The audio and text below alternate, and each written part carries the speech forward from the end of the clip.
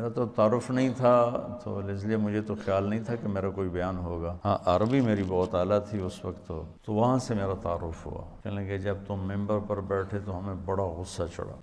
تو میں سب سے پہلے 1982 میں گیا تھا انگلستان، اس وقت میری ابھی شادی بھی نہیں ہوئی، اور ایسی مشورے میں بیٹھے تھے میں رائیونڈ میں ہوتا تھا، تو انگلینڈ کی جماعت بننے لگی چلی، تو وہ جس کا ایک لمبا سفر ہو چکا ہو اور شادی شدہ ہو، یہ 2 شرطیں لازمی ہیں چھوٹے سفر جانے کے لیے۔ یہ چلے کی جماعت تھی، لہٰذا ہم تو غافل بیٹھے تھے، ٹھیک ہے ابھی بن جائے گی۔ میرے ساتھ بیٹھے تھے عبدالحلیم صاحب رحمۃ اللہ علیہ، ملتان کے بڑے اکابر تبلیغ میں تھے، ساری زندگی تبلیغ میں لگا، تو وہ مجھے مذاقاً کہنے لگے تیرا نام لے دوں؟ تو میں نے بھی ہنستے ہنستے کہہ دیا لے دو لے دیں، کیونکہ ان کو بھی پتہ تھا کہ طے نہیں ہوگا، مجھے بھی پتہ کہ طے نہیں ہوگا، تو ہم دونوں نے اس کو مذاق بنا لیا کہ تیرا نام لوں؟ میں کہا لے دوں۔ تو جب وہ 3-4 نام طے ہو گئے تو انہوں نے کہا جی طارق جمیل بھی چلا جائے، تو عبداللہ صاحب نے فرمایا ہاں یہ بھی چلا جائے۔ تو وہ میں بھی ایسے ہو گیا اور وہ سارے ایسے ہو گئے، تو مولانا ظاہر شاہ صاحب رحمۃ اللہ علیہ فرمانے لگے اس کا تو کوئی سفر نہیں ہوا۔ کہنے لگے کوئی بات نہیں، خدا بخش ساتھ ہے، سنبھال لے گا۔ بھائی خدا بخش صاحب امیر، اس کی شادی بھی نہیں ہوئی، کہ کوئی نہیں خدا بخش اس کے ساتھ ہے، اس کو سنبھال لے گا۔ میں ہکا بکا حیران، بھائی یہ کیا ہو گیا؟ مجھے تو خواب و خیال بھی نہیں تھا کہ ایسے ہو جائے گا۔ تو سارے مشورے والے بھی حیران ہو گئے، اللہ نے میرا نصیب لکھا ہوا تھا۔ یہ میرا بیرون ملک کا پہلا سفر انڈیا تھا مارچ میں، اور یہ دسمبر میں تھا، باہر بیٹھے میں۔ تو عبدالحلیم صاحب فرمانے لگے جلدی جا، پاسپورٹ بھی لے کے پیسے بھی لے کے۔ تو اس وقت خیبر میل آنے والی، وہ سامنے نظر آتی تھی، کوئی آبادی نہیں، کوئی گھر نہیں۔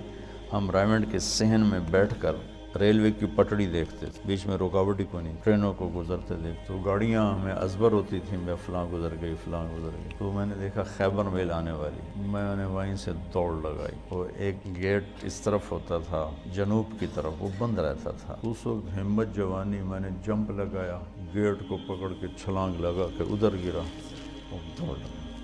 ادھر میں نے دوڑ لگائی، ادھر خیبر میل آنا شروع ہو، میں کہ مارا گیا، نہیں پکڑ سکتا۔ خیر بھاگتے بھاگتے بھاگتے خیبر میل حرکت میں آ گئی، اور میں نے آخری ڈبے کا جا کے ڈنڈا پکڑا، میں اس پہ سوار ہو گیا۔ خرچہ پتہ کتنا تھا اس وقت؟ 10,000 انگلینڈ کا جانے کا، 8,000 کا ٹکٹ تھا اور 2,000 اوپر خرچہ ہونا، 4 روپے کا ڈالر تھا، 19 روپے کا پاؤنڈ تھا۔ تو میں گھر گیا، پاسپورٹ لیا، پیسے لیے، شام کو کسی گاڑی سے پھر رات ٹھہرنا پڑا، چونکہ خیبر میل شام کو پہنچتی ہوں۔ اگلے دن صبح میں وہاں پہنچ گیا۔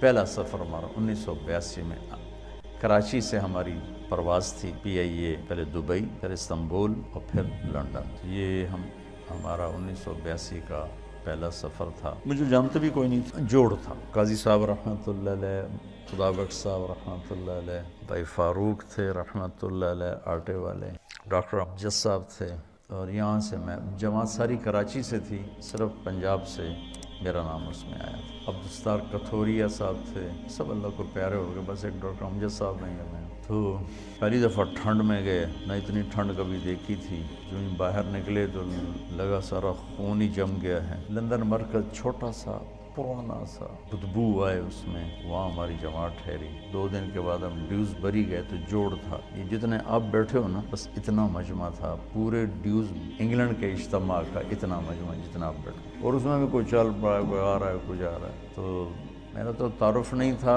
تو اس لیے مجھے تو خیال نہیں تھا کہ میرا کوئی بیان ہوگا۔ ہاں عربی میری بہت اعلیٰ تھی اس وقت، تو ترجمانوں نے مجھے جاتی لگا دیا بیان کا ترجمہ، تو میں بھی اپنا لگ گیا ترجمے میں۔ قاضی صاحب رحمۃ اللہ علیہ بہت شفقت فرمایا کر، انہوں نے اگلے دن کہا کہ اس کا بھی تو کوئی بیان کرو۔ پھر وہ انہوں نے طے کر دیا میرا ایک مختصر سا بیان، غالباً مغرب کے بعد تھا، مغرب سے عشاء تھوڑا سا ٹائم ہوتا ہے، تو وہاں سے میرا تعارف ہوا۔ تو بعد میں ساتھی ملے، کہنے لگے جب تم ممبر پر بیٹھے تو ہمیں بڑا غصہ چڑھا کہ یہ کیا چوچے سے کو بٹھا دیا ہے۔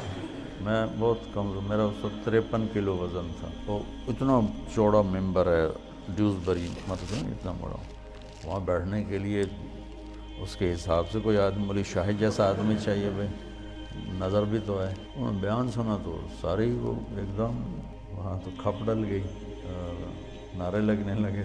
میں اترا تو انہوں نے بنگالی چمٹ گئے مجھ سے. تو ہم نے وہاں 40 دن گزارے. اس وقت کچھ اور نیا پڑھا ہوا تھا. میرا ہر بیان دوسرے سے مختلف ہوتا تھا. ہر بیان ایک دوسرے سے نہیں ملتا تھا. علمی ذوق تھا، دعوتی مزاج غالب نہیں تھا، علمی مزاج غالب تھا. تو میں نے کوئی 80 بیان کیے، سب ایک مختلف کوئی ایک دوسرے سے نہیں ملتا. اتنا مجھے یاد ہے، کیا کیے وہ یاد نہیں.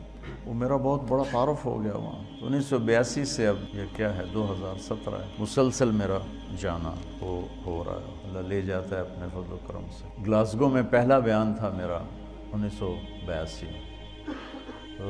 50 آدمی ٹوٹل بیٹھے تھے، ٹوٹل 50 آدمی. اور میں نے بیان کتنا کیا؟ 3 گھنٹے. 3 گھنٹے بیان کیا 50 آدمی.